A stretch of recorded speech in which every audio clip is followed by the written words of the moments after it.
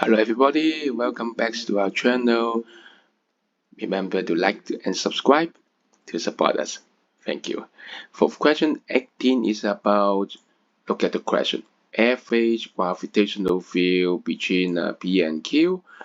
And so it wants about G. So we talk about it's an acceleration from this speed to that speed. So this is U and this is V. And the time is 10 minutes, so you can find acceleration easily from here.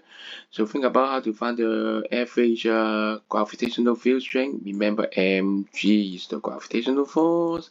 By Newton's second law, F equals ma. So the gravitational field strength is the acceleration. So it's v minus u over t. Just change them all to SI unit.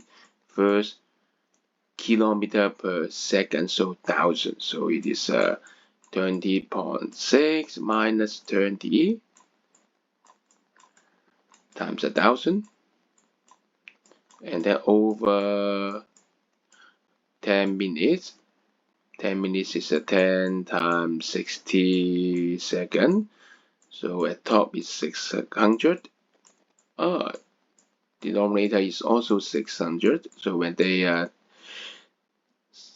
divide each other, what do you get? Yes, 1.